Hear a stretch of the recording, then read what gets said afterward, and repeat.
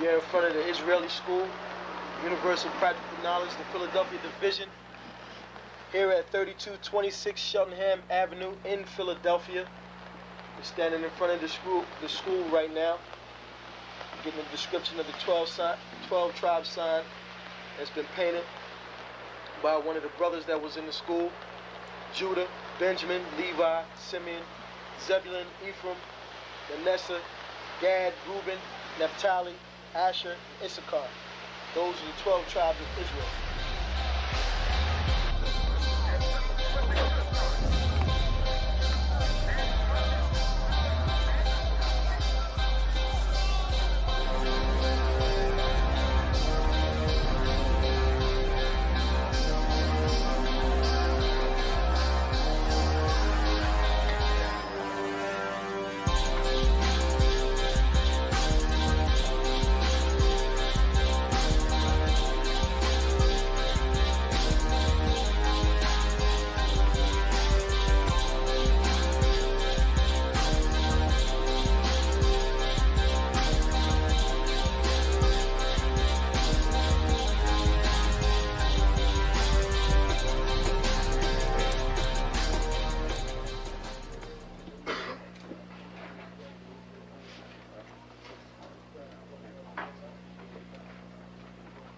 Shalom. Shalom. You've been waiting for this day, so this day has finally come. A lot of you have been wondering where this knowledge that you've been hearing is coming from, and the powerful truth that you've been hearing, how this was established. Well, we finally were able to arrange for the priests to come down from New York and spend some time with us. And I'd like to introduce them if I can. These are some great brothers. We're very glad to have them with us. We want to make them feel as warm as possible, because this is their work and the extension of their work and what they've laid down some time ago. I'd like to introduce, first of all, priest and Sixth Shield General, 4th in command in the nation of Israel, Lahab. I'd like to salute this brother. March up. Barak.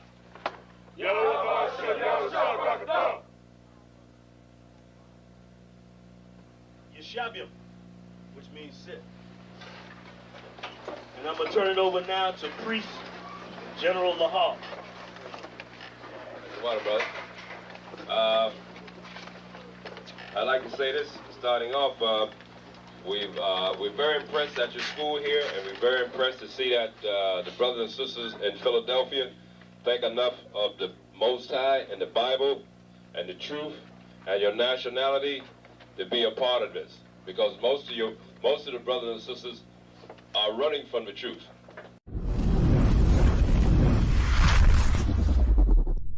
Shalom, Israel. It's time to come get your full dose of truth for the week.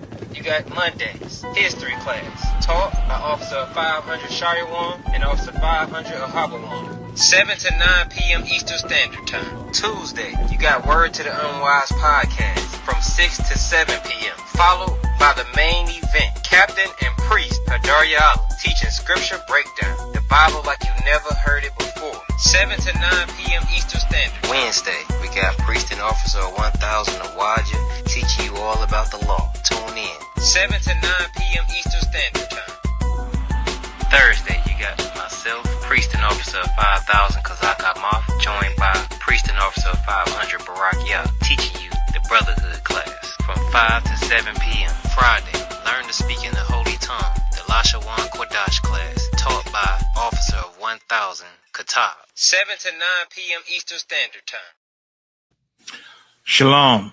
This is to all Israelite groups and all Israelite communities and all breakoffs from One West and breakoffs from breakoffs from breakoffs from breakoffs. No matter what rainbow uniform you wear, red, white, purple and white, all white, it don't matter. You should all treat the ISUPK like your weird, misunderstood Sabbaths. You shouldn't do anything until you counsel with the ISUPK. We'll tell you when and what to eat. We'll tell you who to marry. We'll tell you who to have sex with and how. We'll tell you how to resolve conflicts with your wives. We'll tell you how to resolve conflicts with your kids, your brothers, your sisters, your parents, your friends, everybody. We'll tell you when and how to pray. We'll tell you how to direct your life in a way that's pleasing to the Most High God of Israel and our Black King Yahushua, aka Jesus Christ. We will be to you instead of a God. Just like the Most High told Moses in Exodus 4:16 that Aaron would be to him instead of a mouth, and he would be to Aaron instead of a God, that's what we'll do for you. It is what you all need, because none of you know what the fuck you are doing. I pray you understand. Shalom. Hey, listen, brothers and sisters, man. If you like what you hear, hit the subscribe button, man. Subscribe to this channel. And also, please, go to isupk.com and pay your tithe. Drop me some cash so we can move around this planet like we need to, man, and do the things we need to do. They're one west. They're one west. They're one west. They're Shalom, Israel. Shalom. Shalom. Y'all about Shimon Shabbat Thumb. Y'all Shemal Thumb about Shimon Shad of the sisters. What's going on, Israel? Hold on with you, Shalom. Yabashim Yashabakata.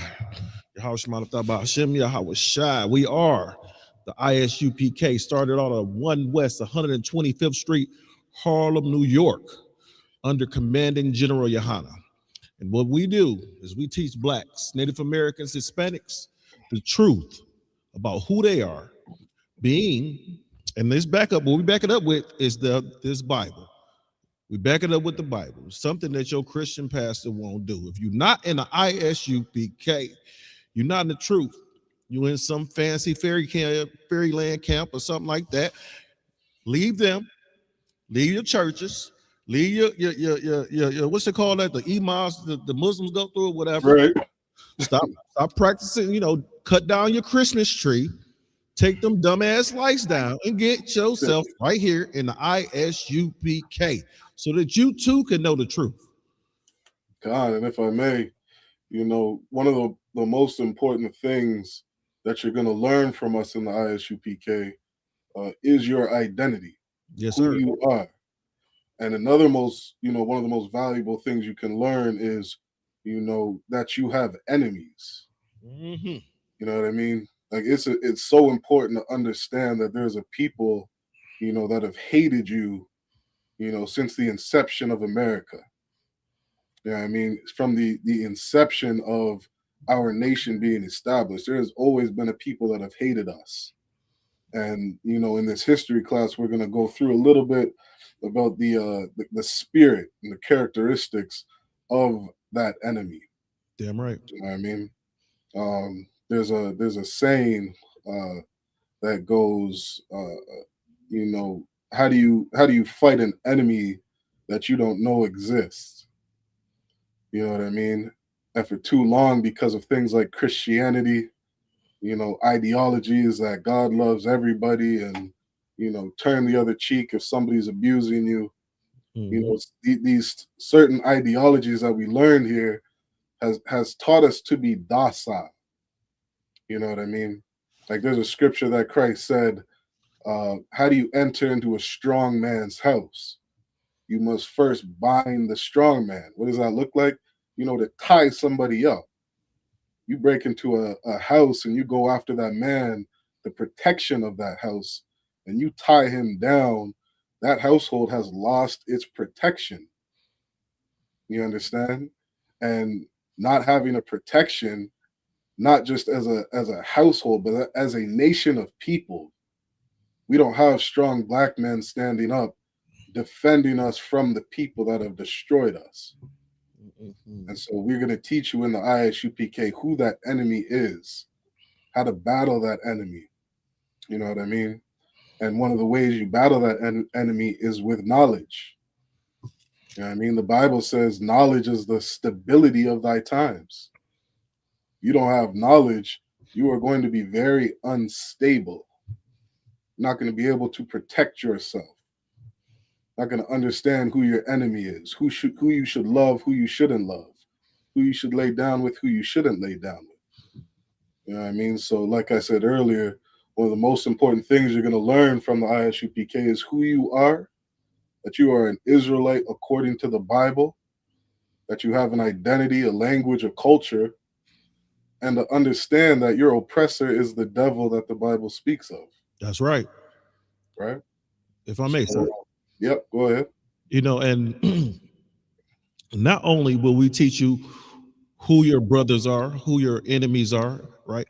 We're going to teach you the proper way to defend yourself against your enemy, right? You got to understand your enemy has drones and bombs and tanks and things of that nature, right?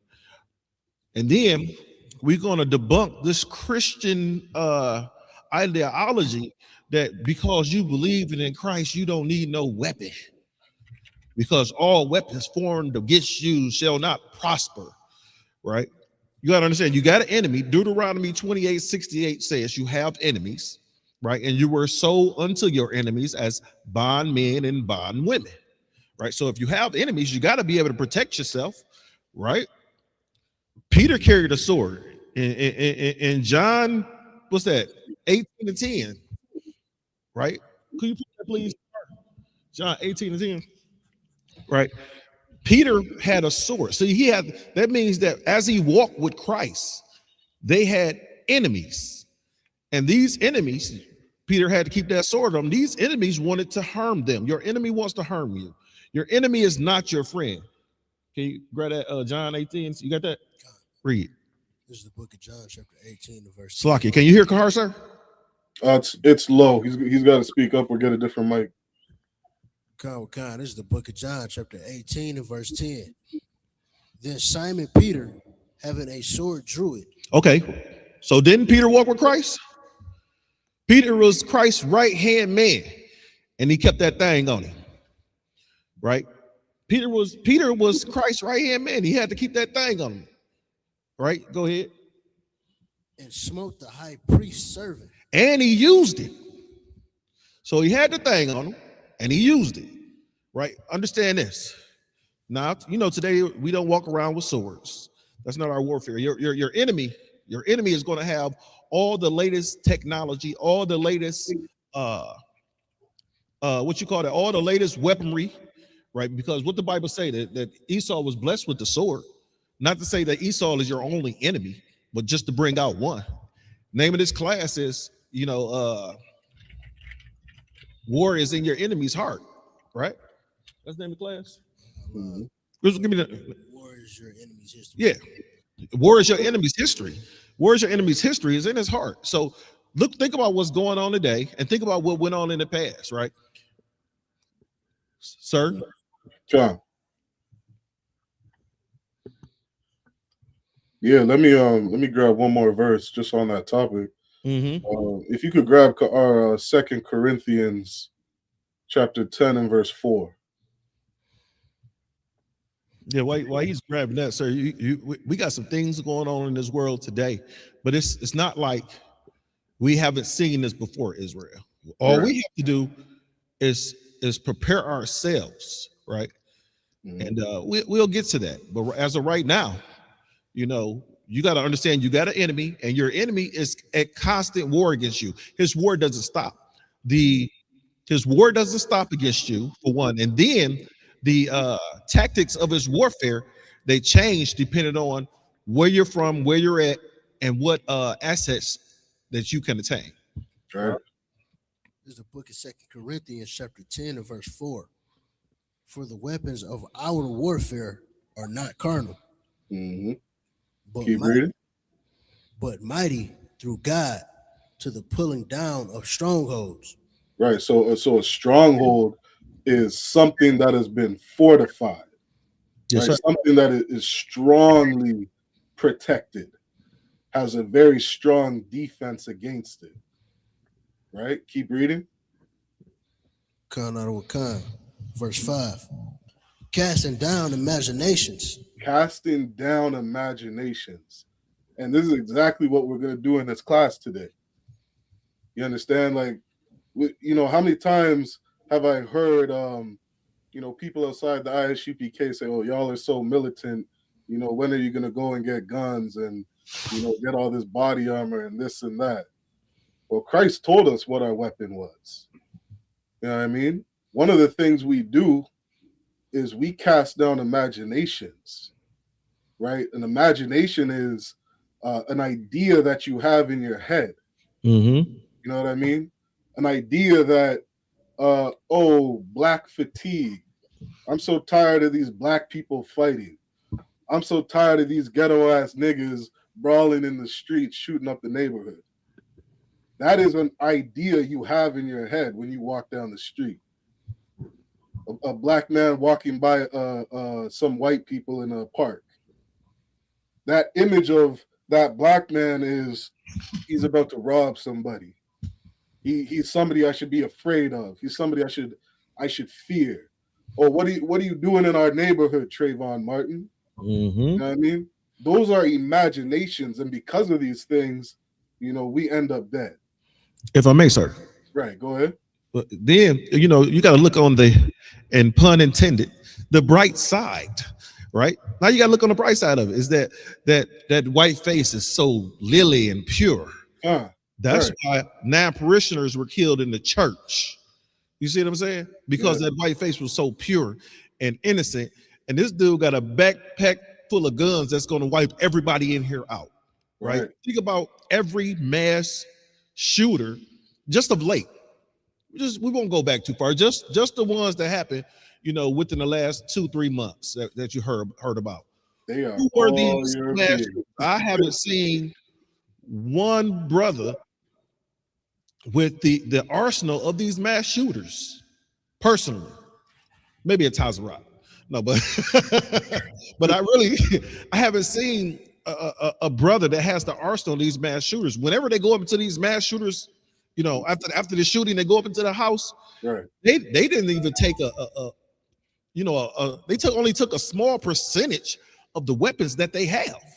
Mm-hmm. Like your oppressor and your enemy has vehicles with 50 caliber machine guns mounted to the top of them that shoot 3,000 rounds a minute. Mm-hmm. You understand? You can clear a forest with that? Mm-hmm. And you're gonna go up against your enemy with a pistol? See ya. Yeah, like it's so heavy what you're saying, and that list goes so deep. Mm-hmm. Like you can take a white police officer, you think he's a hero. Yes. You know what I mean? You take the white president, you take the white man in a suit and tie. We have this imagination that they're so docile and innocent when they are the most murderous race of people that have ever existed on this earth. You know what I mean? And he goes as far as to say, or let me put it this way, we go as far as to think as a people that he's even God himself. We think he's Jesus Christ, God on earth, walking the earth. And it's because of these images that we're so destroyed, that lack of knowledge. You understand? So, we get into some of these articles today, like it's so crystal clear who the devil is. It's so crystal clear who the murderers of this earth are. You know what I mean? Like they've colonized over 180 countries.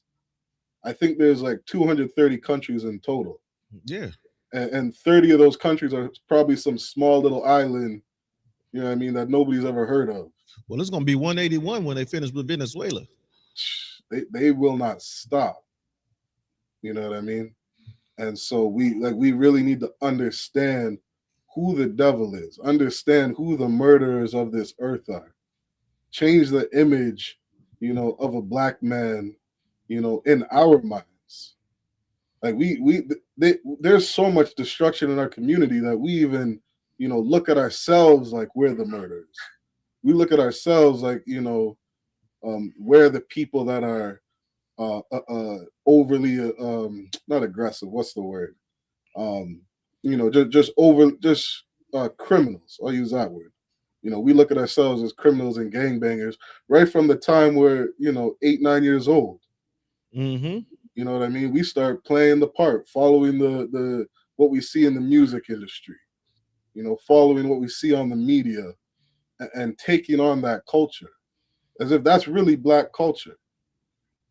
There's a statistic I hear all the time on how black people, commit all the crimes.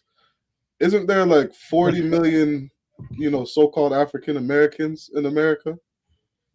And you have maybe 3,000 shootings in the year? And it's like, so you're telling me over 97%, 98%, damn, 99% of African Americans are law-abiding citizens, but they portray us as criminals. We believe that bullshit. You know what I mean? So It's called propaganda, sir. Absolutely. So we gotta cast down those imaginations. You understand? Those are our weapons. Knowing the truth. The truth that's on the earth. It's the most powerful thing, according to God, on this earth, is to know the truth. You know what I mean? That's what we teach here in the ISUPK. So let's if you got anything else to hobble on, we can get into these articles. Not at the present time. Some things that I want to bring up, but I want to hop into these articles too, sir. Yeah, let's grab the what is it? The attack on the Capitol.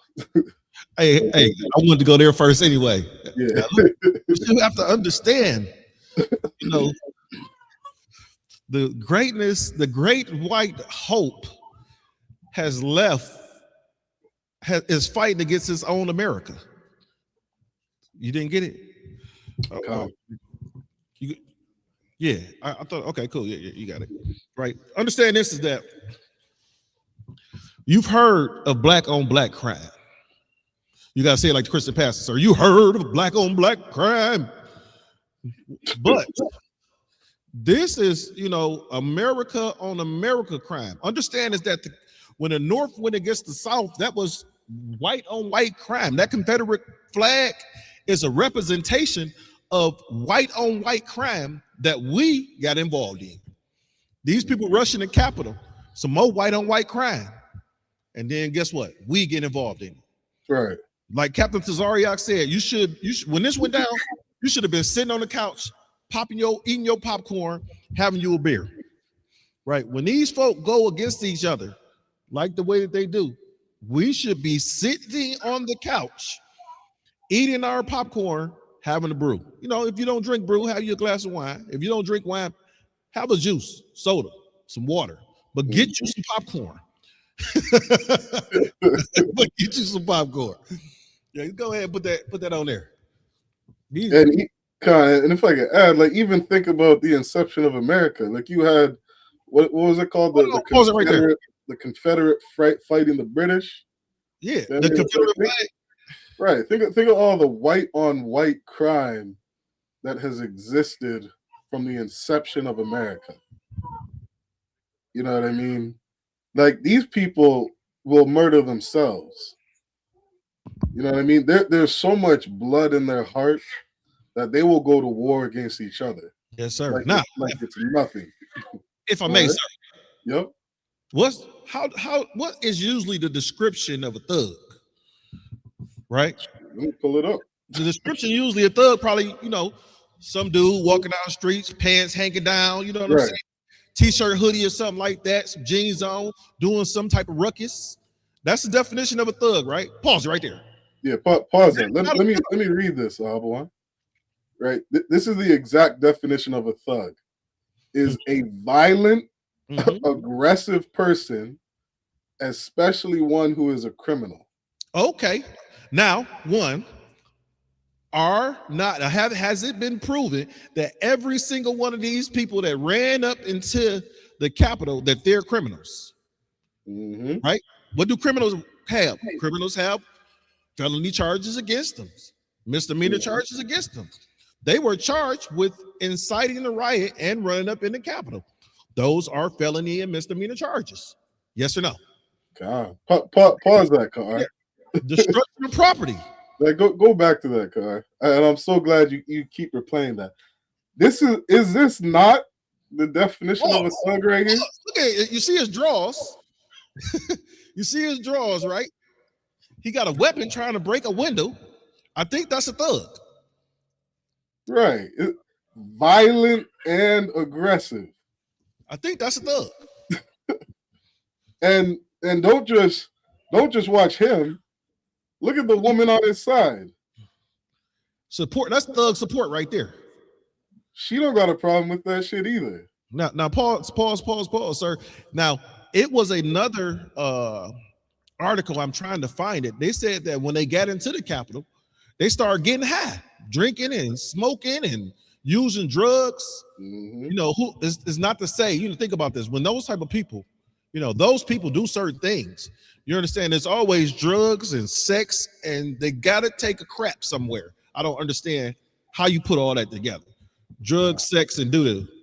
And so there's reports that they were doing some how do you say defiling the Capitol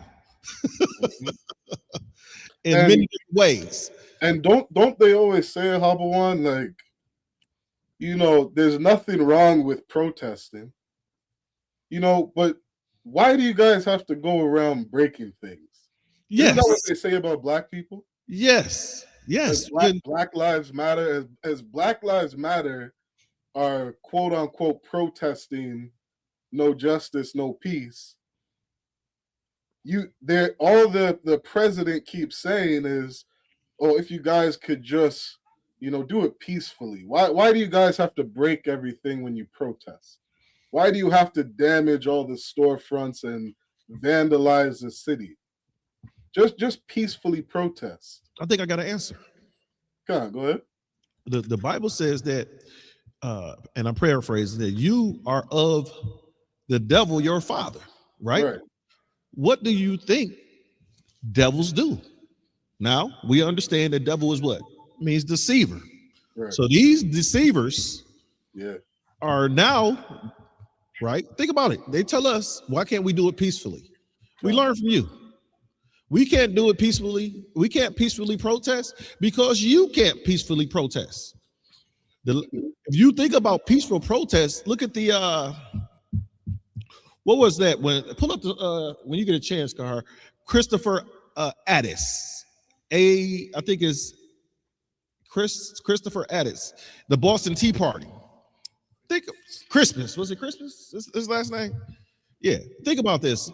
They were so-called peacefully protesting, right? This brother got involved with the Boston Tea Party.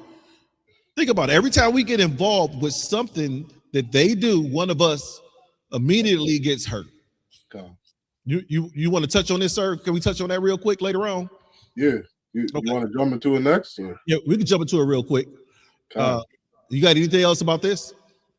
Man, just again that image. You know what I mean? Like, I truly pray that blacks, Hispanics, and indigenous really, understand this. You know what I mean? Even as we get throughout the class, like that image is so ingrained in the minds of Americans. You know what I mean? So ingrained in us that we're less than. You know what I mean? Like as far to the point that like they named us. Look at that! You're getting high. They're getting high in the Capitol. Right. Like they named the North American Indians savages. You know what I mean? How many times they tell a black man, well, if it wasn't for slavery, you people would still be uncivilized, swinging off trees in Africa.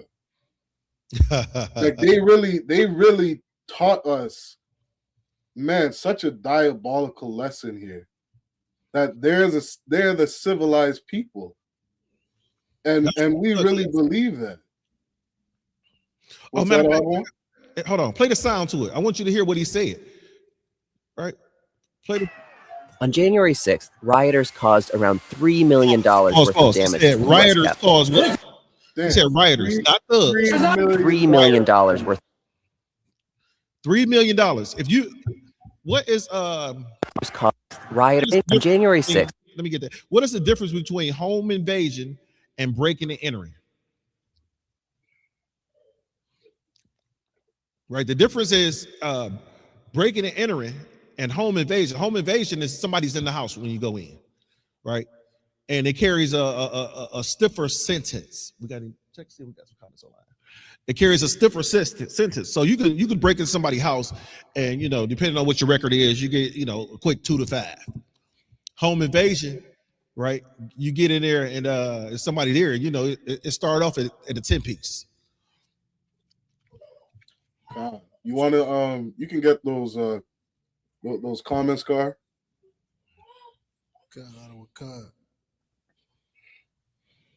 Nashai Gabar. Shalom, how about Shema Shabakatah? Shabakatah, priest. Yeah, from Saginaw, Michigan. From Sag Nasty. Princess Noah. Shalom, princess. Oh, that's your rib, sir. Good. He did this. He just went to the other room. Shalom, princess. Like,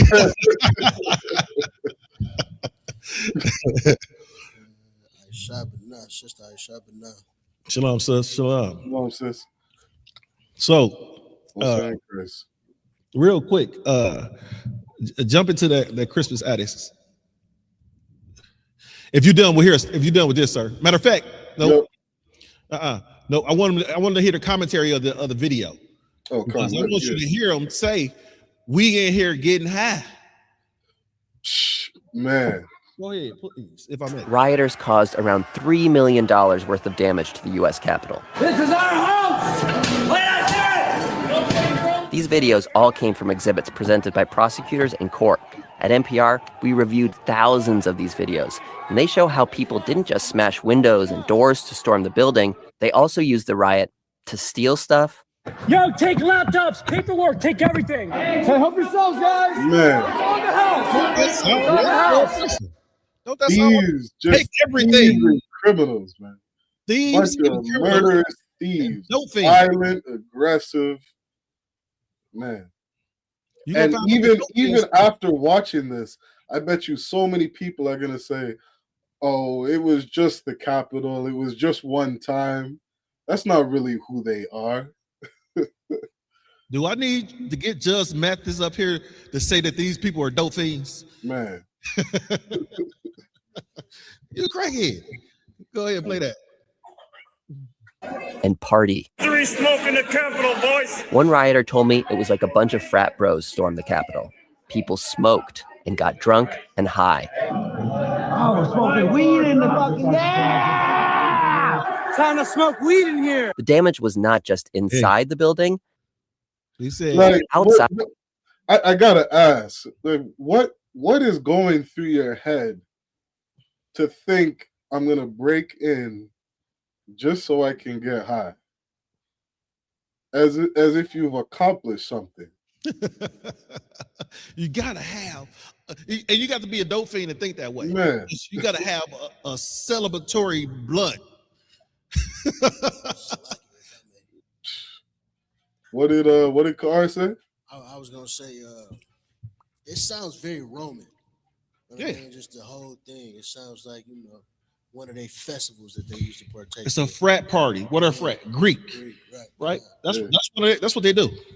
They've been doing this, right? Your oppressor has been at war since it's come. What's the scripture say? What God has made crooked, who can make straight? Right. So if he has war in his heart, right? He has war in his heart. And with him having war in his heart, it doesn't satisfy him to just watch a football game on TV or watch a basketball game on TV, right? It doesn't, watch some MMA or some boxing. That doesn't satisfy his bloodlust. He has to go out there, commit war, unalive, destroy, and get high. Because I'm finished. That's the final thing. I'm finished. I'm getting high. Go ahead. Rioters destroyed cameras from the media. Fucking traitors! Get the fuck out of here! Get the fuck out of here! What does the media do? The media is not there to take sides. The media is there only to do what? Record the event. How are they traitors recording the event? The media hasn't arrested anybody, hasn't told anybody to stop doing what you hasn't told anybody to stop doing what you're doing, right? They haven't told anybody to stop doing what they're doing, right? They haven't got in the way of them to continue taking over the Capitol. Well, all they did was film, record, and document the event, and they're traitors. That's because your oppressor, right? Your oppressor, if you're not following his lead, if he doesn't have control of everything and every aspect of you, you are a damn traitor. Think about this. What's the term for when slaves, they wanted to escape? When the slaves wanted to escape, it's a term they deemed them, it was almost like imbecile or something like that. Well, there was a term where they had that they used saying we had a mental disorder. They named it a mental disorder because slaves wanted to be free. Yeah, let me see if I look that up real quick. Slaves wanted to be free. It was called Drapetomania. Drapetomania. Yep. Yep. Drapetomania.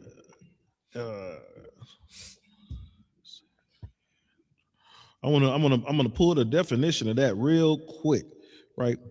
This is drapetomania.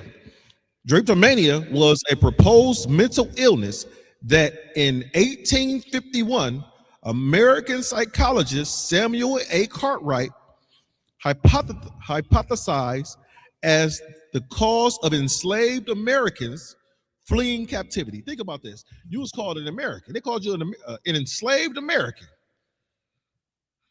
Who were enslaved Americans? Niggas. Okay. Right? If white people wanted to be derogatory, they could say, "Hey, enslaved American." That's probably safer than the nigger. Right? It says the hypothesis was based on the belief that slavery was such an improvement upon the lives of slaves that only those suffering from some form of mental illness would wish to escape. So you wish to escape the beatings, the sexual assaults, their family being ripped apart and sold. Right. One thing we didn't get into, we haven't got into, but we probably should, was you guys just, not you guys. People in America just celebrated New Year's. Do you understand that New Year's was one of the days where they sold your ass in mass numbers, and you out there, yay, living it up, and your family is going to be ripped apart and sold in this America, and that's why the white man celebrates New Year's. Right? It's right alongside of Black Friday, because your brothers and sisters were annihilated. And that's why the white man celebrates Thanksgiving. Every one of this oppressor's celebrations, right, commemorates when he utterly tried to destroy you off the face of the earth. Yeah. Every single one. Let's grab the next article if we can. Got on, sir. Want to grab that is real quick. We can breeze through that. That's gonna be real quick. Well, what's this man's name again? Crispus Attucks. Read that first paragraph right there. The life of Crispus. No, the intro to it. Crispus Attucks, a sailor of mixed African and indigenous ancestry. So understand, he was Black and Native American. So he was Judite in one of the tribes. Could have been a Gadite. One of it's his mother and his father comes from the 12 tribes. Continue. Died in Boston on March 5th, 1770. after British soldiers fired 2 musket balls into his chest. His that of 4 other men at the hands of the 29th Regiment became known as the Boston Massacre. Death instantly transformed addicts from an anonymous sailor into a martyr for a burgeoning revolutionary cause. Now, what was this burgeoning revolutionary cause? What was it? What was this urgent and important revolutionary cause? It dates back to the Boston Tea Party, sir. They putting tax on tea, right? Yeah. Which we ain't have control of. Understand? This is in the 1700s. When what's going on in the 1700s? Slavery in America. Yeah. Slavery in America. 1776 was the Constitution written, right? Yeah. So this was slavery of America. So this man was a soldier, right? He was unalived for what? Soldiering, being a soldier here in America. Because this soldier wanted to help with the oppressors doing. Now, if you read the story about the Boston Tea Party, you understand Britain putting tax on America and all this other stuff. And they were throwing tea into the water. They got to throwing tea into the water. It went from throwing tea into the water to Christmas addicts getting shot in the chest with 2 musket balls. Black folk, don't get involved with your oppressor's war, because you're going to be the casualty of war. You are going to be the casualty of war if you get involved with your oppressor's war. Right? That was it on that one, sir. God, if you could grab the Wikipedia on Hiroshima and Nagasaki. Now I gotta ask you a question. Is it Hiroshima or is it Hiroshima? I believe Hiroshima. I could be saying it wrong. Yeah, because I've heard it both ways. And this, and what people don't understand about the bombing of Hiroshima and Nagasaki is that the U.S. was at war with Germany, right? The U.S. was at war with Germany. They could have easily dropped this bomb on Germany. The bombs. They could have easily dropped these bombs on Germany. You got something? Like you, sir, I was just gonna say this was a retaliation for the Pearl Harbor. No, that's what they said it was for, right? They said it was retaliation of Pearl Harbor. Think about this. They hit Pearl Harbor. Pearl Harbor wasn't a city. Pearl Harbor was just a military base, right? They hit Japan hit a military base. The United States destroyed the lives of innocent individuals, right? Why not attack another military base? Now, think about this. You have Pearl Harbor, right? That happens. And I believe it was an estimate of like 2,000 soldiers that were unalived. These were soldiers. These were men that signed up for battle. Right. And they say that this was one of the events that led to Hiroshima and Nagasaki, which I believe in the timeline happened about 4 years later. If I may, sir. Yep. Think about this. Pearl Harbor was one attack. Pearl Harbor was one attack. So you go and kill tens of thousands of people in 2 separate cities because of Pearl Harbor.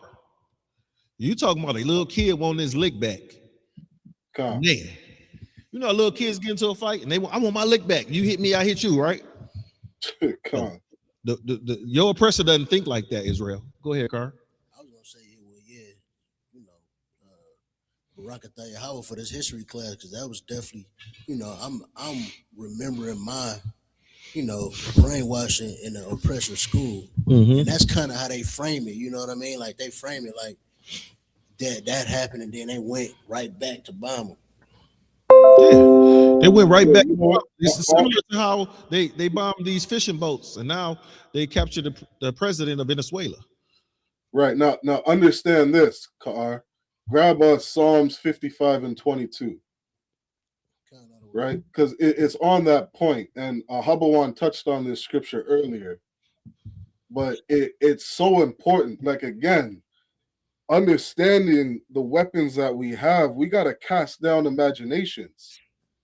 You know what I mean? Like, you're taught in history class, you know, that, you know, basically it's framed as the white man is so peaceful and loving, and he has the right to defend himself.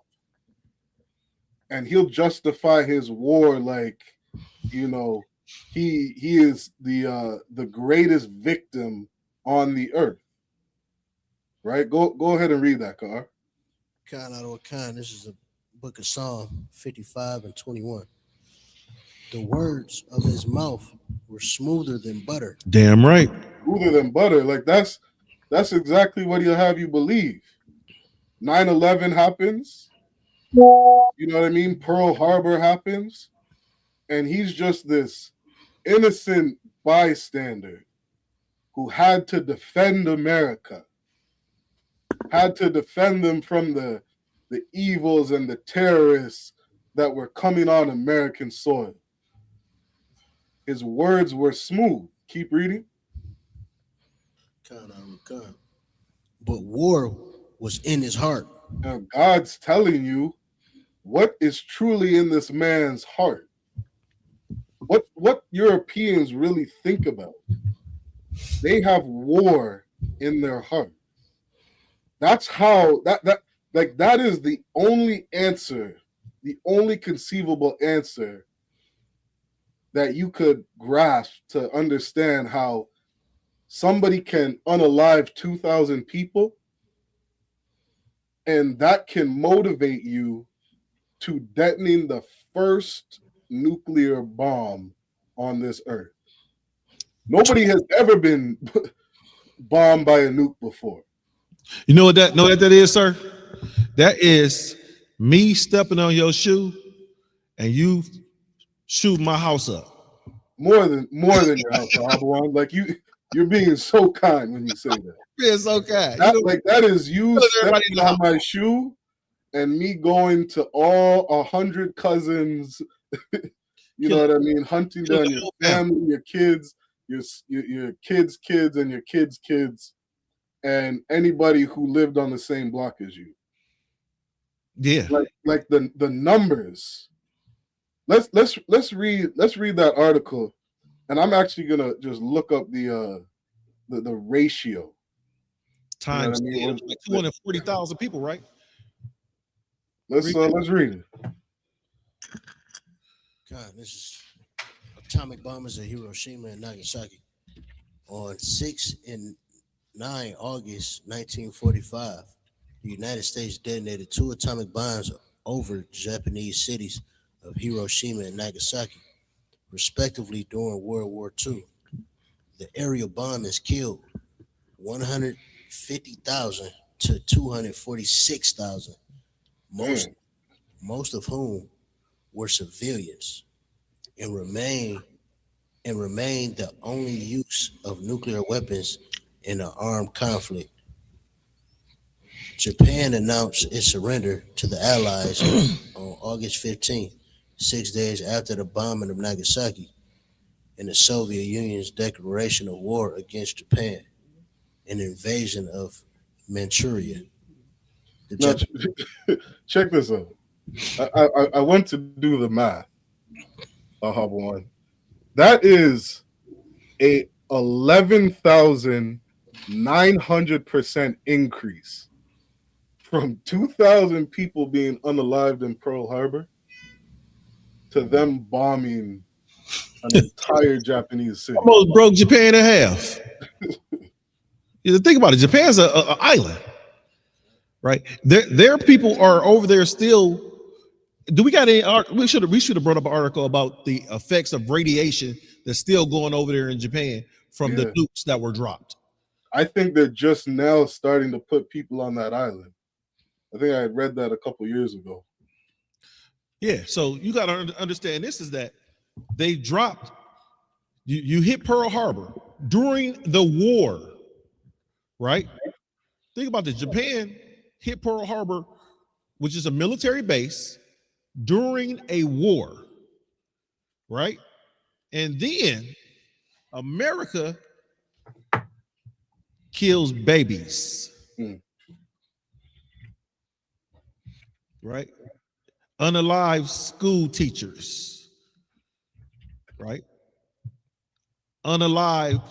Think about it. You probably had some Christian pastors over there. Don't you Christians feel for your Christian pastors that was bombed in Nagasaki and Hiroshima? Mm-hmm. You had your fellow brother and sister Christian pastors over there because they trying to spread the gospel. Do you remember Habawan, the Toni Morrison, who wrote the Bluest Eye book? I never read it. So she had I wonder if I could pull that video up in this class. Maybe I can get that to Kaar really quick. But I remember her sitting there in an interview, and as she's doing the interview and speaking on her book, she was speaking on how she couldn't understand as a mother, right? This is a sister. How she couldn't understand as a quote unquote African American woman, how European women could watch a school bus of black kids be blazed and set on fire. Like, she couldn't understand as a mother with children. You know what I mean? How, as a European woman, you could be okay with setting a school bus of little children on fire. Mm-hmm. You know what I mean? She spoke on that. And it's so hard for blacks to understand just how evil these people truly are. You know why? Like, it's so hard to grasp what these people are capable of. You know what I mean? And part of that weakness that we have as blacks, indigenous, and First Nations people is how compassionate we are as a people. Like, we could never truly understand the minds of a European because we don't have that evil in our heart. You know what I think it is, sir? Come on, go ahead. I think it is that because we follow a culture and they are in tune with nature. Let me explain to you. A lion does not kill a zebra because it doesn't like it. It kills it because it likes it. It likes the way it tastes, right? So understand is that these people, our people have to understand is that these people not killing us because they don't like us. They killing us because they like the way we taste. Just like the lion. Because this is in their nature to unalive the 12 tribes. It's in their nature. They have that bloodlust, right? With having that bloodlust, they have to take it out on somebody. If the oppressor cannot kill and unalive the 12 tribes, he will turn to his own home and unalive people in his own home. You've seen it. You've seen him do it. You here, look at the Menendez brothers, their own mother and father, right? And you have multiple stories about the oppressor turning his bloodlust into those of his own home. Mm-hmm. Right? So we have to, as a people, understand if this person will unalive his grandmama and his auntie and his cousin, mm-hmm. You don't have a chance. You don't have a snowball's chance in the house on a 90-degree day. Sure. That he won't unalive you.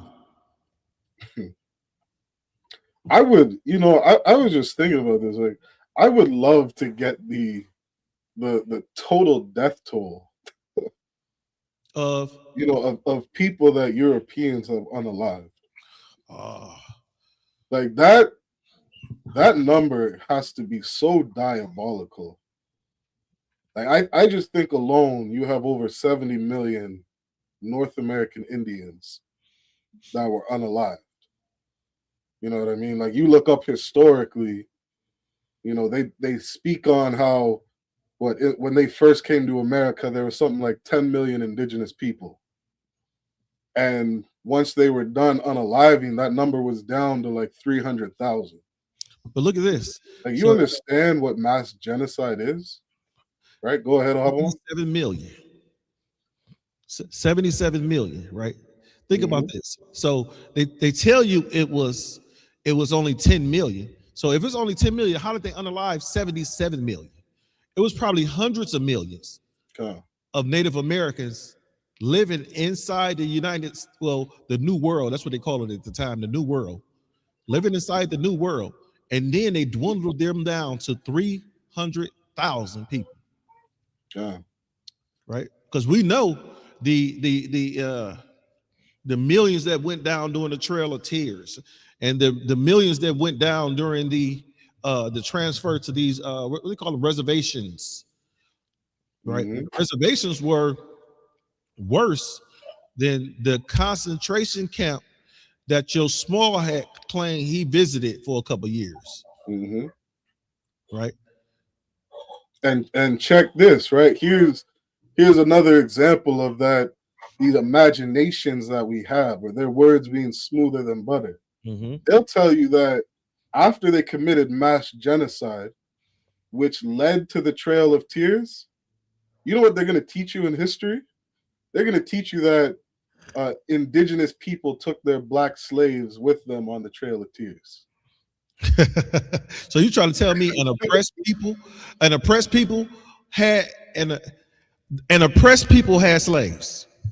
God. Does that make sense? So you are unaliving and oppressing the Native Americans, and they got slaves. You know what I do? If I was a Native American and I had some slaves, and this oppressor comes over, I'll tell my slaves, kill him, and you're free. And you know what you would have had?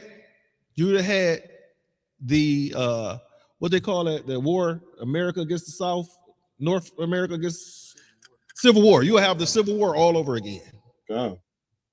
Right? The Civil War would have started there at the Trail of Tears. Right? You see what our brothers and sisters did at the Alamo.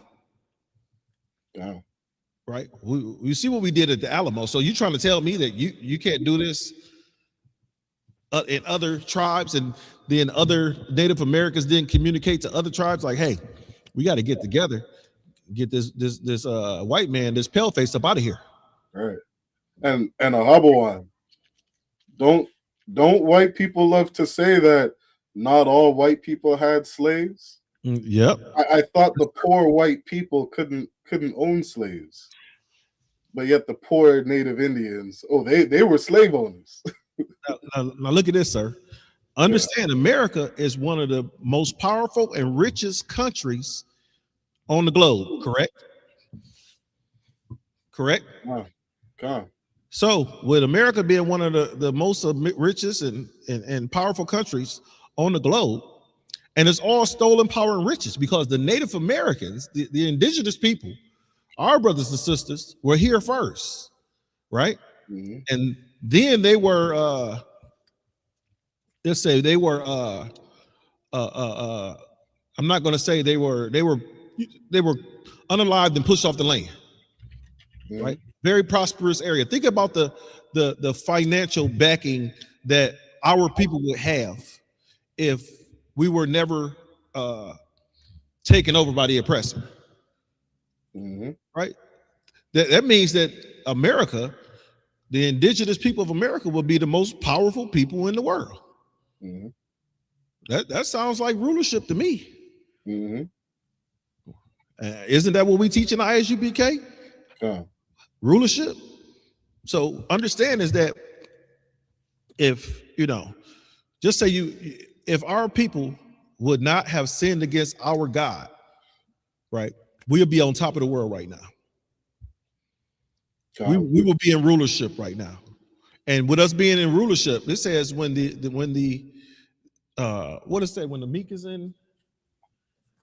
Righteous are in authority. Yeah. People rejoice. When the righteous are in authority, the people rejoice. So if you want to rejoice, America as a whole, lift up the 12 tribes. Mm-hmm. Lift up the 12 tribes. When you see the brothers out there, when you see them UPK brothers out there on the streets teaching, reach in your pocket and fill them buckets up. And after you fill the buckets up, get down on your knees, kiss some boots. Once you put some money in that bucket, kiss some boots, then we'll look at you as like you are one of the good ones. Mm-hmm. If I could, really quick, there's a brother from Toronto. I just want to get his question answered really quick, brother. So this brother's asking. He's Puerto Rican, and he's wondering what tribe he's from. So the Puerto Ricans, in large, are from the tribe of Ephraim. Mm-hmm. All right, I know this brother's father is Puerto Rican. Oh, woo. Yeah. Yeah, so he's a brother. All right, cool. He ain't from the 13th tribe. God. Yeah, he's a brother. So the Puerto Ricans, they are in majority from the tribe of Ephraim. All right. Something you can look up, on your own time is just look up the all the stones that they found in Puerto Rico with Hebrew writing. That's a good place to start. I think look up, it's called like the 1800 ancient stones found in Puerto Rico, something like that. So yeah, that's a good thing to check out, brother. Yeah, let's keep going. Let's keep going on these articles. What we got? Let's see. Oh, grab there was a thing from Brown's University. Let me see.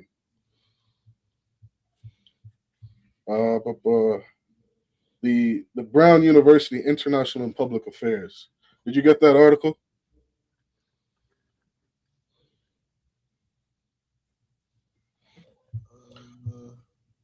Yeah, you talking about the one that started off human, cost the war? Come. And if you could, Habawan, grab what is that? Ezekiel 35:5. Yep.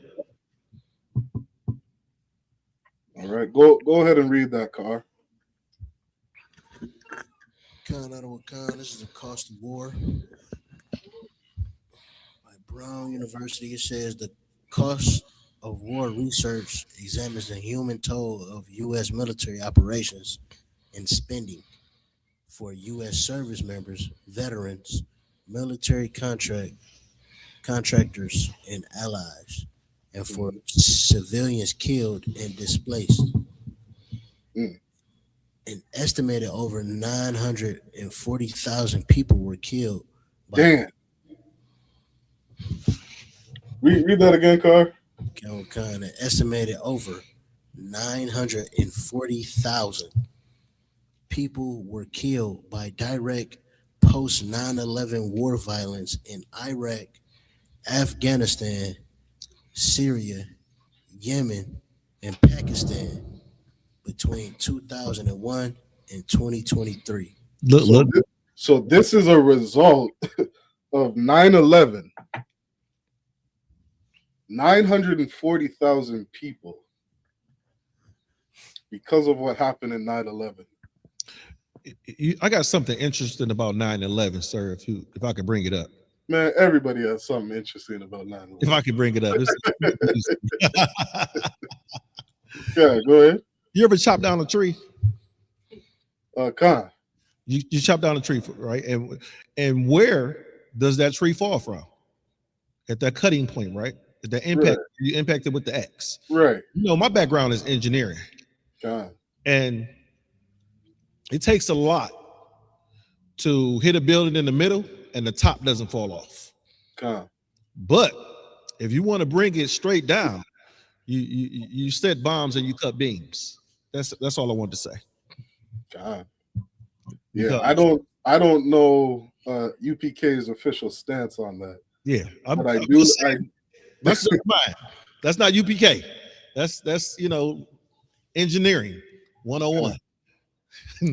Hey, so like, I'll add on. I've been in construction a long time, and if you've ever seen them demolish buildings, like when they blow those buildings up, they come straight down. Yes, sir. You know what I mean? But I'm, the UPK, we're not conspiracy theorists. Just these are just some observations by, just some men. there are some things that happen in the United States that we can't explain. But so now think about this. If you could, pull up how many people have been said to be unalive from the 9/11 attack. I think it's right around 3,000. I think so. So understand, more people died in 9/11 than Pearl Harbor. Right? And understand that not only did more people die in 9/11 in Pearl Harbor, think about this. When other countries attack America, they attack military bases. Military bases. Right. But you got to understand is that pale face, that devil, he goes into and attack, he attacks innocent bystanders. Look what Putin did in Iran and Ukraine. Yeah, I was just thinking the same thing. That devil, he attacks innocent bystanders, right? He doesn't hit a military base and that's it. Nope. Because his plan is to wipe you out completely, right? Oppress the rest of the individuals that are there and profit off of your land. You know something on that same point. I'll never forget this interview. There was it was an interview of some Jewish people about the war over in Israel and Palestine. And one of the things that the, I guess, Israeli representative had said was they were basically calling the Palestinian savages because they were putting women and children inside of military bases so that the Israelis wouldn't bomb them, thinking that if there's women and children here, this is the idea. Palestinians are thinking if women and children are here, maybe the Jewish man won't bomb us. And that Israeli representative said, well, if they would just stop putting the women and children on these military bases, then we wouldn't be unaliving them. And I always remember my immediate thought was, why wouldn't you just not bomb them then? Look, if you know women and children are there. If I may, sir. Come on, go ahead. When what was that, 95, 96, when the United States went to war with Iraq, they dropped a bomb on a school, on a matter of fact, on a playground that was near a school, unaliving children, right? They kill it. That devil will kill innocent people that has. Think about this. You a 9-10-year-old boy. What happened to those Iraqi children when that bomb hit that playground was similar to the same thing you've seen in Chicago when Tamir Rice was gone down playing playing inside the park by himself. You playing, and next thing you know, the police officer pulled up. They said less than 2 seconds after the police officer pulled up, he fired his round and unalived Tamir Rice. You got kids running down a sliding board in Iraq, right? Not knowing a bomb is coming out the damn sky to blow them into the next park. Yeah, that video is hard to watch, and it's like there's so many occasions. Well, the last video I saw, there was some white woman who ran over a police officer, and the police officer yelled out, "Don't shoot her! Don't shoot!" And I remember thinking, like, so you can, you know, have attempted murder on a police officer's life, but because you're white, you're some innocent white woman, the police are going to show mercy and compassion on you. But you're a little boy with a toy gun, Mm-hmm. and it's not even a thought to shit. You could have ran the kid over, bumped him with your car, if you thought he had a gun and was about to shoot you. I don't know. You could have done so many other things. You know what I mean? Like, I remember that school shooting in I think it was in Houston or something. Mm-hmm. The police officers wouldn't go into the school because they were afraid of getting shot. They wouldn't go in there to defend the kids because they were so afraid of that gun. If this police officer was so afraid of Tamir Rice, why'd you fucking drive off? Yes. You know what I mean? Like, do something. Call for backup. Salakia, sir. Come on, go ahead. I mean, it's a similar story that's parallel to that. I don't know if y'all remember, but I think it was last year or earlier, 2025, where those two 12-year-old white boys had a real gun. A shotgun and an AK-47, wasn't it? I think it was a pistol, sir. And they cornered them, and they had them cornered. And he had it in his hand. The little boy had it in his hand. They might have been like 8 actually. And he had it in his hand. He was swinging it around. I do remember that one. They was behind like a couch or something like that and standing up in the backyard. Yeah. And the police had so much restraint for these kids when they just waving a gun around, a real gun that they knew was loaded. and they had them two white boys survive that situation. Well, if I may, if I could really quick, did those kids let off any bullets? No, they did. So now check, and the reason I asked that is because it was this year.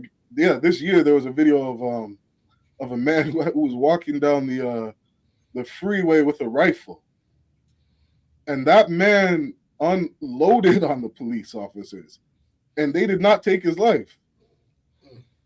Like, he was shooting at the cops. But he didn't want to give up his rifle. But look, George Floyd only had a fake $20 bill, allegedly. Then he came out. The manager said, "Oh, the $20 bill is real." But he's a drug addict, Ahabawan. Oh, he's a drug addict with a $20 getting bill. high inside of the Capitol. The store. Okay. Getting high in the Capitol with his feet on whose ever desk. So, excuse me. A 250-pound man with his, knee on your neck, it doesn't stop you from breathing? No, it doesn't. Heroin does. Yeah, right. But to go back to what you're saying, it was a 12 and a 14-year-old girl, 12-year-old boy in Florida had a shotgun, and the other one had an AK-47, and they were firing at the police. Right? They were firing at the police. The police said, "We're going to wait till they run out of bullets before we take them down." I'm going to give you one guess of what people they were. Oh, that's the story right there, right? You want to pull one of them stories, sir? Yeah, go ahead. Just so people understand that what we're talking about is real, right? These are things that happen to, the things that happen to other nations don't happen to us, right?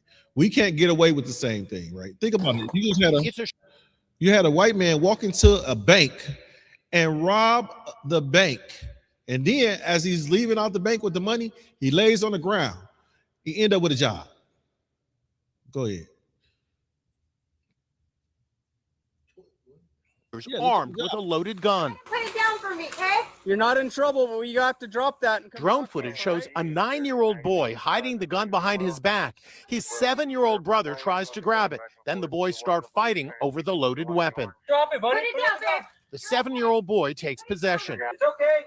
You're not in trouble, buddy. Deputies continued calling out orders to the boys, desperately trying to stop a tragedy Whose video from is happening. that? Can you put it down for me? Dang. The boys, wearing Minecraft and Star Wars themed pajamas, are in their neighborhood. Pause. They're wearing Minecraft and Star Wars pajama. This is what innocence looked like to you in America, right? Where the hell a 7-year-old and a 9-year-old get a pistol from, for one, right? Understand they're locking up black folk left and right for leaving guns unattended when children get a hold to them and harm somebody with them. Where are their parents? Where are their parents locked up? They have a police standoff. This 9-year-old and this 7-year-old have a police standoff, right? The police saying, hey, put the gun down, put the gun down. The police could have just said, hey, put the gun on top of the box and walk away.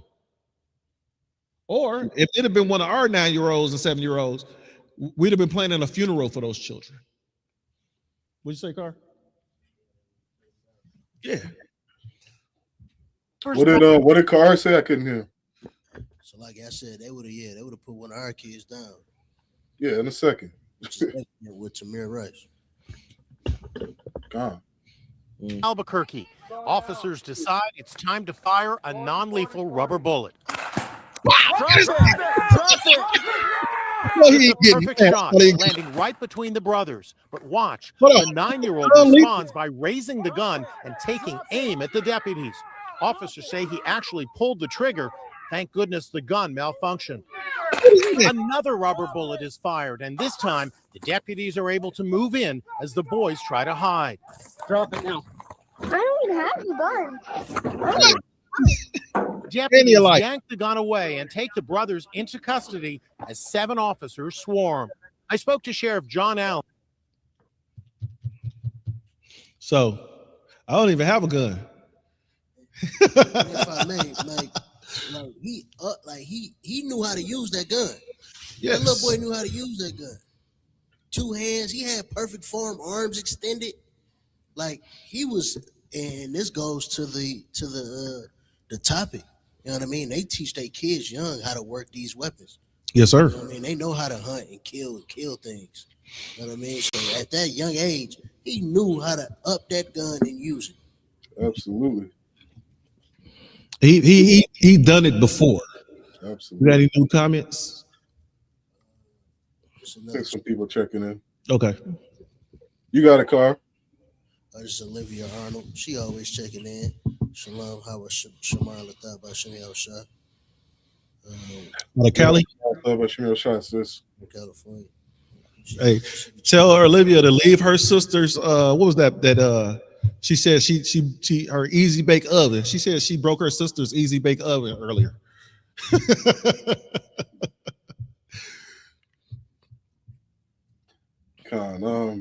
We was on that cost of war, if you want. Let's grab the next article. Grab the I always like this one. Grab that Oklahoma City bombing. Timothy McVeigh. Yeah, that's a famous man. Yeah, I mean, very famous man. If you could have hop on, read that scripture while we're waiting. While Car pulls that up. Khan, I don't want Khan, sir. This is Isaiah chapter 35 and verse 5. Ezekiel 35. All right. Ezekiel chapter 35 and verse 5. Because thou hast had a perpetual hatred and hast shed the blood of the children of Israel by the force of the sword in the time of their calamity. Now think about, what those officers did to Tamir Rice, right? Think about, how they've always mistreated and abused us. You have over 90 million blacks and over 70 million Native Americans that these people have unalived. You got the abortion clinics that they put in, every neighborhood to this day. Like the death toll that these people have racked up is insane. Keep reading.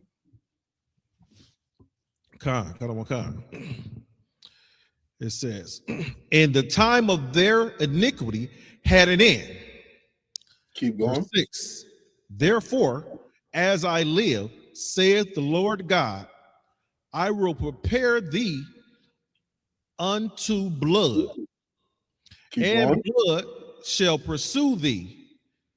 Sith thou hast not hated blood, thou hast not hated blood, either blood shall pursue thee." Now that's the key point I wanted to get, is that Esau, the biblical name for Europeans, they do not hate blood.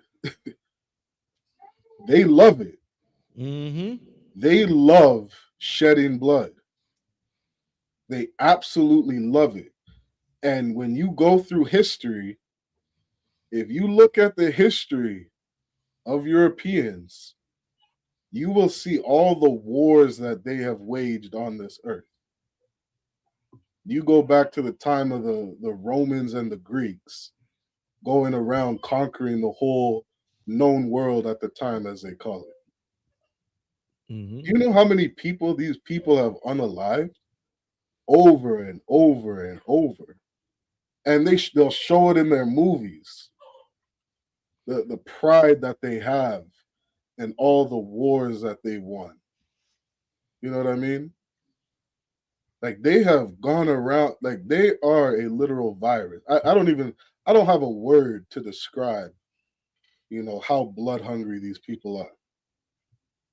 The numbers speak for itself. And we really have to get out of our minds that these are some peaceful, holy people. We have to get it out of our minds that these are a people that can teach us morals and integrity.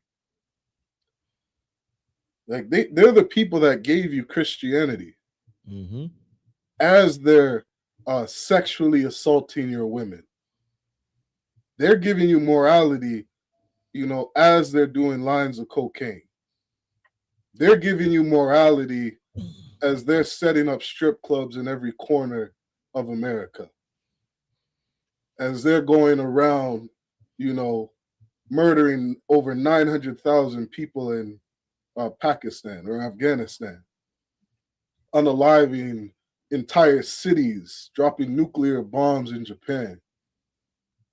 These are the people that are going to teach you morals? Are you out of your mind?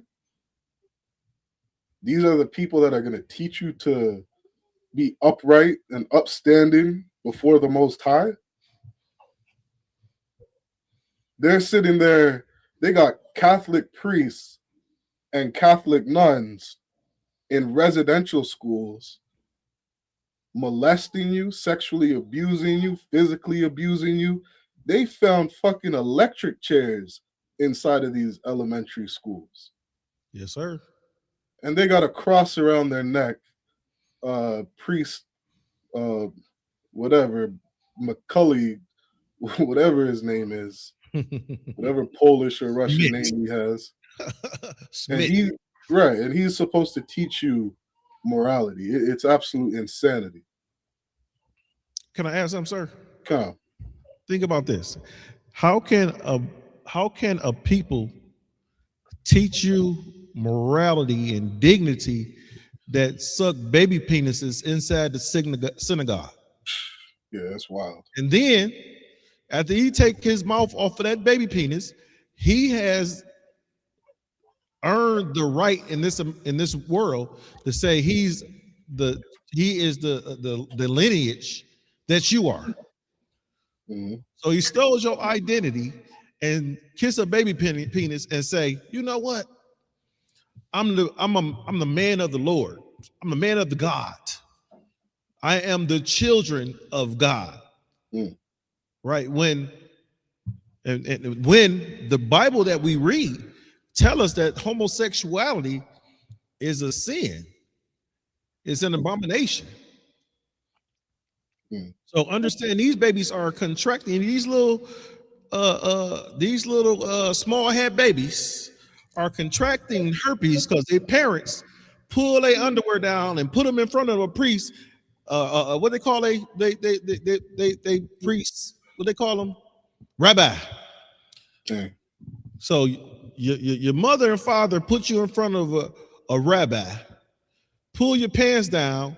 He kisses you on your Johnson, and next thing you know, you got bumps the rest of your life.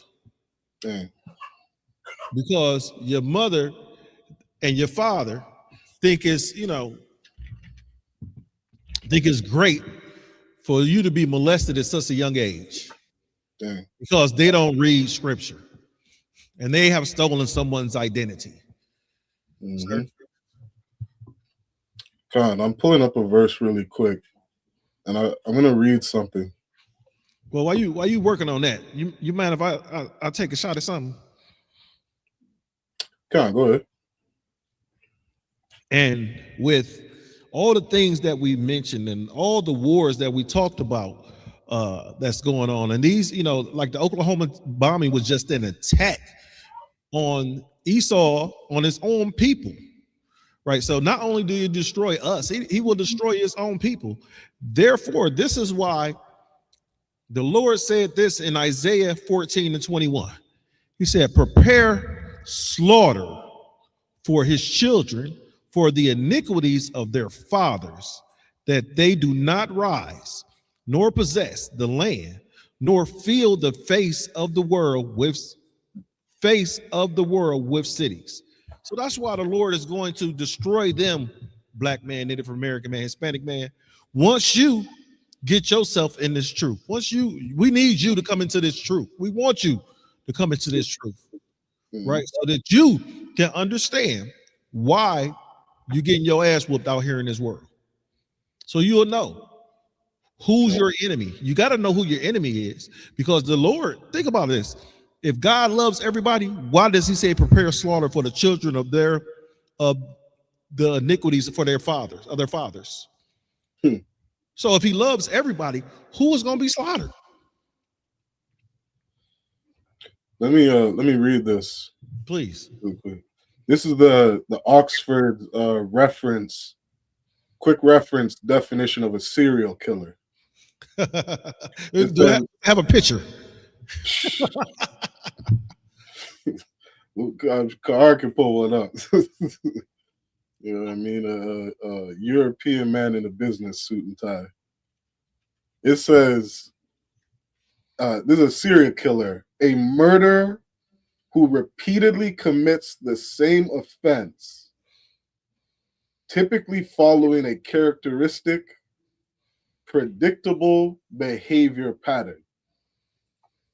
Now, let me ask you this, Ahabawan. If you were just looking at the pattern, the behavioral pattern of Europeans' history, would it not be safe to say that they are going to unalive another million people? You only say 1 million? Just 1 million? 90 million blacks, 70 million Native Americans, 1 million Pakistans or Afghanistans, hundreds of thousands of Japanese, bombing little sailor boats in Venezuela. Like, look, they easily bumped off 250,000 people in the bombing of Hiroshima and Nagasaki. That's a quick 250,000 right there. Really think of the pattern, the behavioral pattern of Europeans. You cannot come to the conclusion. You could be in the first grade and your teacher's teaching you patterns. You just want to follow the pattern, follow the dots. Europeans are going to commit genocide on a people again. Yes, they are. It's going to happen. History proves it. And not just history, like the Bible, King Solomon, one of the wisest men to ever walk this earth, he told us this thousands of years ago. The book of Ecclesiastes, it says there's no new thing under the sun. And that which is named already has been named, and it is man. I'm paraphrasing. Because our spirits recycle on this earth. Yes, sir. The spirit of the white man, you know, is constantly being recycled on this earth. It's called reincarnation. And these people have shown you who they are. They've shown you historically that they rape, or select, they sexually assault. They're going to commit genocide. They're going to commit whoredom. They're going to lie and deceive people. Mm-hmm. Have you think that they're the people of integrity, the standard of integrity? Meanwhile, dumping drugs in your neighborhood. That's the pattern of these people.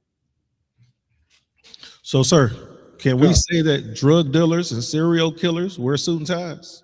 Absolutely. That's their history. Look at the Italian mob, the Italian mafia. Yes, sir. How many hundreds of thousands of people they've unalived. Look at biker gangs. Look at the KKK. Look at every European organization. They are a murderous race of people. That's their history. And to think anything else is just foolish. Right? If you could, grab and then we'll get into that. We'll get into that article. Grab what is that? Job. Let's see if I pull it up. Job 9 and verse 24. I'll grab that for you real quick. Come. You said Job 9 to 24. I was looking at something and I wanted to see the numbers too. So I really want to just free them up just a second. You said Joel or Job? Job. Job 9 and 24. Job 9 and 24. Come. This is the book of Job, chapter 9 and verse 24. It says, the earth is given unto the hand of the wicked. $1 million question, Ahabawan. Who runs the earth today? I would have to say the white man, sir. The earth is given to the hands of the wicked. Yes, sir. Who runs the United States right now? Who runs Russia? Who runs Ukraine? The same devil. They got warships on the coast of Venezuela as we speak. Why? Because they run the earth. They go where they want. Yes. You thought you had your whole country and you were safe behind your military and whatever it may be. The U.S., they just come in. The white man just comes in and plops his boat on your shores. So, if I may, sir, come. You know what that sounds like to me? What's that? Eminent domain. Right. That's what they used against us in Central Park. And for Lake Lanier, right? Think about it. Lake Lanier was a black community. Black Bottoms, yep, the same way. Lake Lanier was a black community that was a thriving black community. Understand, in those times, in order for a black person to be able to vote, not saying voting is worth, going out and doing it, but what I'm saying, in order so that you could vote, you had to own property, right? These black folk that was in Seneca Village, what was Lake Lanier before? I can't remember the name of the city, but the great thing about Lake Lanier is that hundreds of our oppressors drown right there every year. Hundreds of our oppressors drown in that lake every year. Right? Understand, they if you go down to the bottom of Lake Lanier, you'll see the different cities and they still have remnant. Oscarville, that's what it was. You still have remnants of our people down there. You got signs of cemeteries down there, and they flooded it so they can go boating.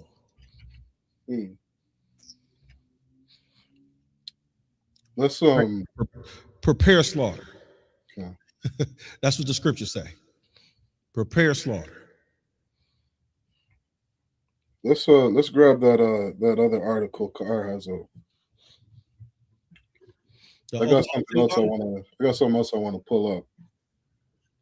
You want the Oklahoma City bombing? Come. Oklahoma City bombing. And this is the FBI.gov. On the morning of April 19, 1995, an ex-Army soldier and a security guard named Timothy McVeigh parked a rented Ryder truck in front of the Alfred P. Murray Federal Building in downtown Oklahoma. If I may, sir. Come. Think about this. Timothy McVeigh was not only a security guard, so he was in charge of protecting people. He is an ex-Army soldier. So he was trained by this American government to protect people. And this is how he protect people. By parking a van outside a federal building loaded with explosives. Kahar? It says he was about to commit mass murder. Inside the vehicle was a powerful bomb made of a deadly cocktail of agricultural fertilizer, diesel fuel, and other chemicals. Blessed with the sword, the white man can weaponize anything. Right. McVeigh got out, locked the door, and headed towards his gateway car. He ignited one time fuse, then another. Unlike the Arab, he is not a suicide bomber. Keep going. At precisely 9:02 a.m., the bomb exploded. Within minutes, the surrounding area looked like a war zone.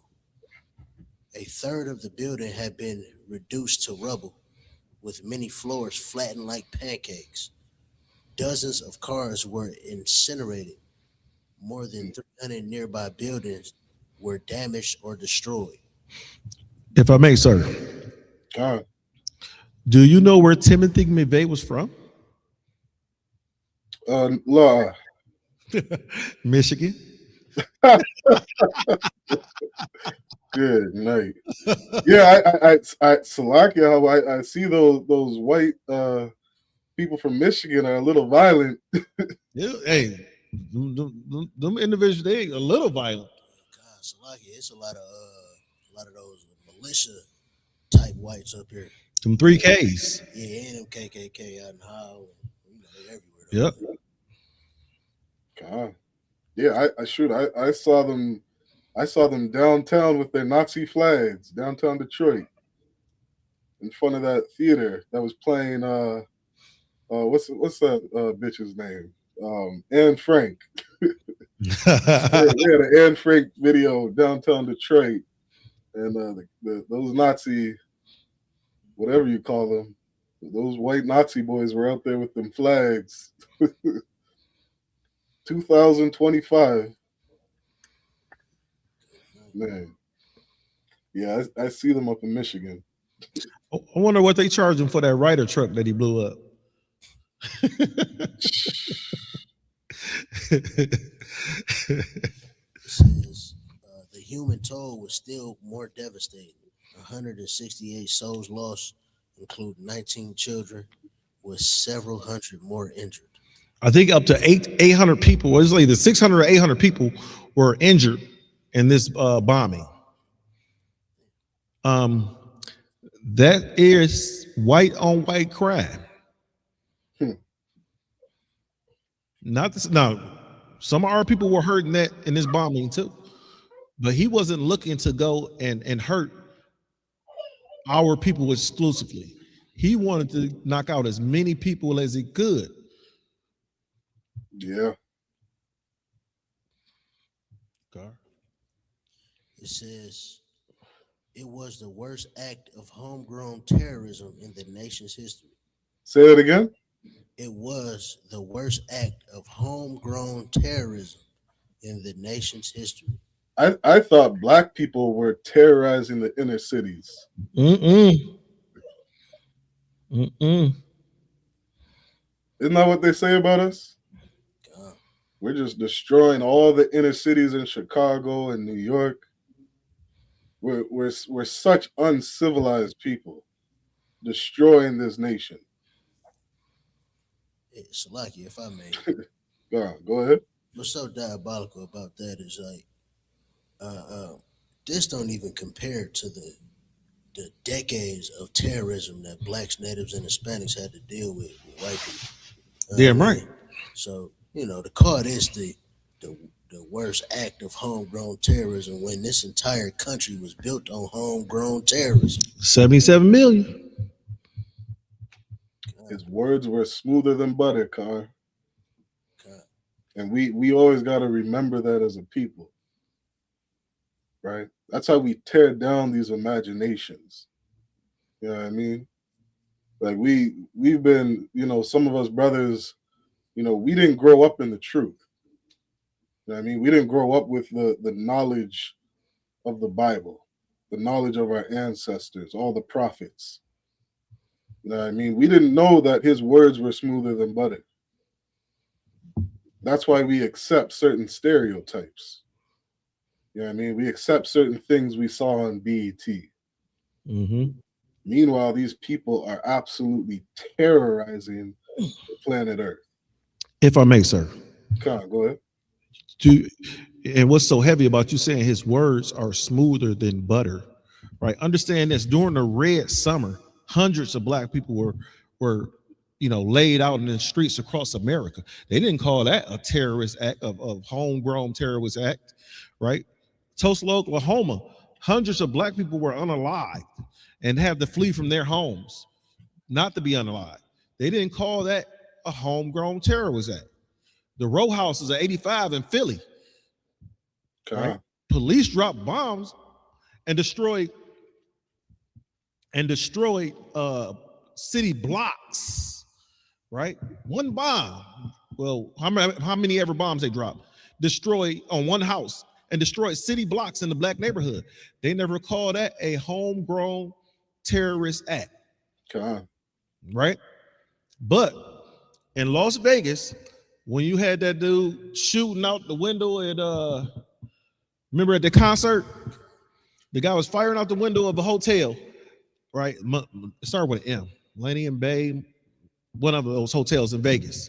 Fire out the window, and unalived people coming from a country music concert, right? Guess what? That's a terrorist act. Hey, Sly, one sec, please. Kaar, if you could check the private chat and pull up an article on Ryan Wedding. Slacky, go ahead, Arbor.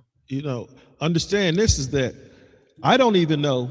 I know that Mississippi just recently abolished slavery, right?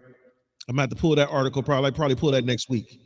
But understand this is that I don't know when the 3/5 compromise was that ever resolved? Because was it resolved with the 14th Amendment? I'm not sure. I have to look into it. But if that's the case, if it wasn't, the reason why they're not calling these terrorist acts because of, they were only killing 3/5 of people. They weren't killing people. You want that article on Ryan Wood? Yeah. Now let me ask a question. Before Kaar reads that, Ahabawan, why is Donald Trump bombing Venezuelan ships? He ain't did nothing to Canada. Oh, my bad, you there. Don't do nothing to Canada. Do you know who Ryan Wedding is? That was that skater who turned dope band. Yeah, he was a snowboarder, some shit like that. Yep. He was Olympian. God. Snowboarder, okay. Go ahead and read that, Car. So New York Times, it says, from an Olympic snowboarder to an accused drug kingpin and killer. Pause. He said accused. Accused. You never look. Think about that devil is always innocent until proven guilty. When your black ass is guilty, and we don't care if you're innocent. Man, Salaki, I'm seeing the title right there. That is such a beautiful introduction. Please read that, Car. God, it says from an Olympic snowboarder. Salaki, you're low, priest. Salaki, it says from an Olympic snowboarder to an accused drug kingpin and killer. Keep going. Ryan Redding rose to fame as a Canadian Olympic athlete. Canadian Olympic athlete. So there's one of the people we look up to. Right? So the great white hope. Right? Keep going.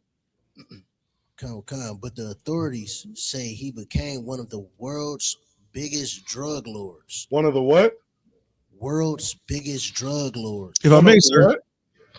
World's biggest drug lords. World's biggest drug lords. If I may, sir. Come on, go ahead. So understand, like this ain't no Big Meech or Frank Lucas. You know, no. What's his name? El Chapo. He said the world's biggest drug lord, right? The world's. Think who? Big Meech was arrested and locked up. Frank Lucas was arrested and locked up. El Chapo was unalived. Think about other big dope dealers. Right. What's his El Jefe? What they do to him? They lock our people up or they unalive them. God. Did they got a picture of this devil? That's what I'm trying to see live. Oh, there you go. Oh, there you go. He got on shades though. He got on glasses. They got him looking, all glorious. Yes. Where is this dude's? Where is his lineup photo? Now let me ask a question. Does he look like a thug? Yes, to me. He looks like a serial killer to me, sir. Right, because the UPK casts down imaginations. Damn right. In the world, you would never believe that this is the world's largest drug dealer. Come on, man. Wait. Look how much, 15 million? That's the image of a devil. This is the epitome of a drug dealer. That's what he looks like. Go back up. Go back up. Go back up to that image. You know who he looked like in the picture to the left? The picture to the left. He looks like that actor, the one that makes all the funny movies. The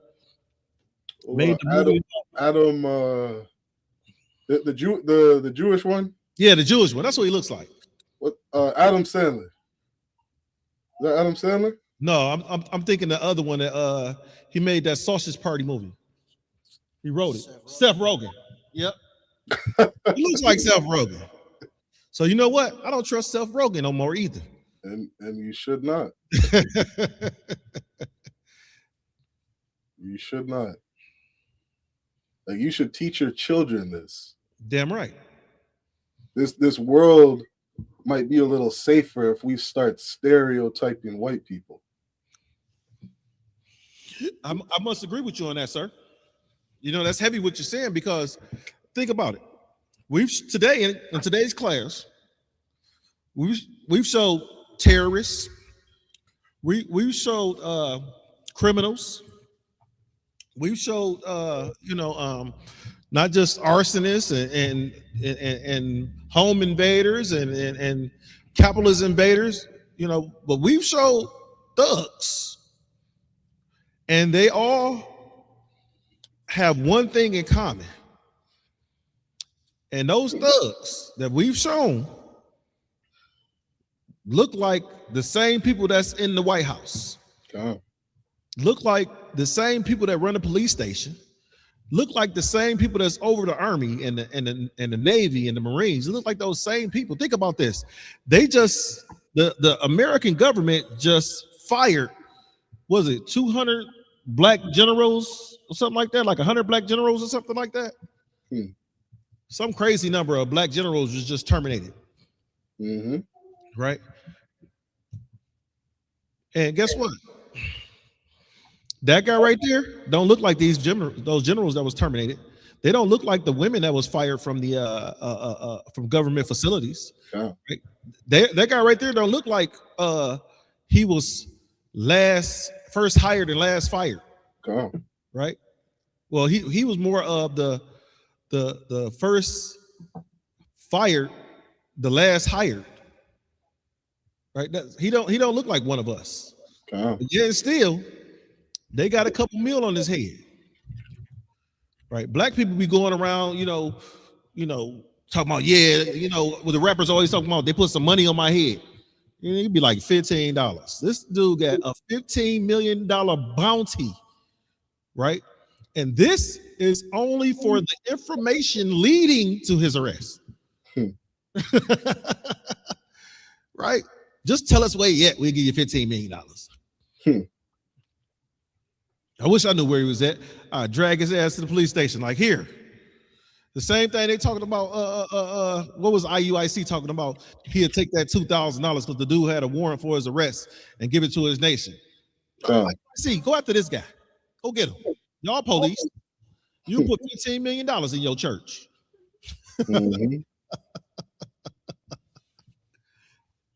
Get him, boys. And I was looking for, just as we were looking at this, I remember reading an article. If there's time, maybe Kara could pull it up. But it's like, as I'm looking at this, I remember seeing when Trump put all those wanted posters of Mexicans in front of the White House, saying how, the Mexicans are the criminals. And then he said there was some bad hombres. Right. It's like, you got Europeans, down on record as being the largest, drug kingpins on the earth. And you don't see one image of them. And as I'm thinking about that, I remember reading an article where it said France was the largest importer of cocaine. And I remember thinking, like, so not only are Europeans the biggest drug lords, but they're the largest consumers of cocaine. Like, they're the biggest drug addicts on the earth. Cocaine's a hell of a drug. Hey, sir, you know what? Why you haven't heard of this dude in none of these rap songs that glorify drug lords? God. You got what's his name? Rick Ross talking about, was that Rick Ross there? I think I'm Big Meech, Larry Hoover. You ain't say nothing about Ricky over here. What's his name? Right. What was his Ryan name? Wedding. Ryan Witter. I ain't heard one rap song talk about moving dope like Ryan Ritter. Right. And understand that Ryan Wedding was good at his job. Ryan James Wedding. Like, he was a good drug dealer. That's why he made so much money. You know what that reminds me of, sir? No. What's the name of the movie? Was it when Will Ferrell, right? He said if he was a dope dealer, he'd be a good dope dealer, right? He said he'd be one of the good ones. He wouldn't be one of these angry dope dealers. He'd be a good dope dealer. What's a good dope dealer? What's a good dope dealer? One that don't kill. You can't say you don't kill because you got to keep your territory, and you also have to provide dope. Drugs kill. Ryan James Wedding. Israel, remember that name. Next time you make a rap song about selling dope. Big Meech and Larry Hoover and, you got nothing. Castro and not Castro, El Chapo. They don't got nothing on Ryan James' wedding. None of them had a $15 million reward for information about his capture. Now, understand this dude was an Olympian, so he's probably a big guy. He's probably about 6'5" or something like that. All his pictures he's sitting down or leaned over and stuff like that. This is probably one of them big cornbread fed boys. Right. You got to do something witty. What did I say right there? Mr. Wedding did what? Mr. Wedding's organization grew to eventually generate more than $1 billion in illegal drug proceeds a year. What is the first two words in this sentence? Mr. Wedding's organization is the first three. Mr. Wedding. They putting respect on his name. You see? They respect Mr. Wedding. When you do something, they call you by your last name. They don't call you Mr. though. That's that pride, Habon. Yes. This dude is a serial drug dealer and killer because they said that he is accused. You see how that softens the sentence? He's accused, right, of selling drugs to unaliving people. Mr. Wedding. They use these softeners. Understand there's certain words that are softener, it's psychological. There are certain words that are softeners in sentences to bring down the what's it called for her? Come on, you're smarter than me. Bring down the it's like rough and rude and intensity. Bring down the intensity of the subject matter.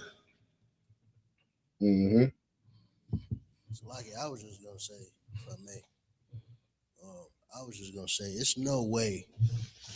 It says he was the largest cocaine distributor in Canada.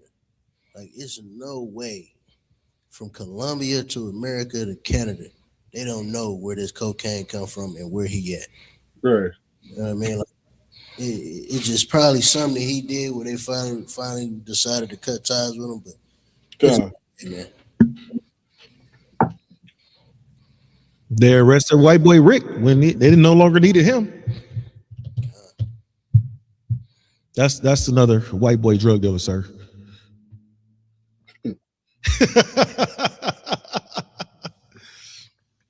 Yeah, we got to wake up, Israel. Yes, sir. I mean, we really got to wake up, and get inside these classes under Commanding General Yohana. Learn who we are. What it means to be an Israelite. Learn how valuable our culture is. You know what I mean? Like the Bible tells us, not to be murderers, not to steal a man, not to be, human traffickers. Yes, Says, suffer not a drug dealer to live. Yes, sir. You know what I mean? Like these laws are very valuable. Our culture is very valuable. You know what I mean? This European man, he couldn't understand morals if it slapped him in the face. You know what I mean? Has no integrity at all. That's why he's capable of bombing little children. He's capable of that. Capable of bombing, unaliving women and children, committing mass genocide on the earth. Right? Like it says in John 8:44, he was a murderer from the beginning. From the beginning. It's what he does. Right? Esau gave him the blessing of the sword. It says that Esau lives by the sword. It's what he lives by. That's his code of ethics, to live by the sword. You step on my shoe, I'll unalive your entire family. Your neighborhood. Right? That's what he does. Right? So is that anybody else want to say anything? I got some. Make sure you like, share, and subscribe to these classes. We are the ISUPK under Commanding General Yohana, starting 125th Street, 1 West. And what we do and what we will continue to do in our history class that we teach down here on Monday night. What's the address of the school card? 16134 Moross, right? New school address, 16134 Maross, right? Come out to the class tomorrow. Got a treat for you. Captain Adariala will be teaching the scripture breakdown class every Tuesday at 7 o'clock. Make sure you like, share, and subscribe. Shalom, shalom, shalom, Israel. Hey, listen, brothers and sisters, man. If you like what you hear, hit the subscribe button, man. Subscribe to this channel. And also, please, go to isupk.com and pay your tithe. Drop me some cash so we can move around this planet like we need to, man, and do the things we need to do. They're one West. They're one West. They're one West. They're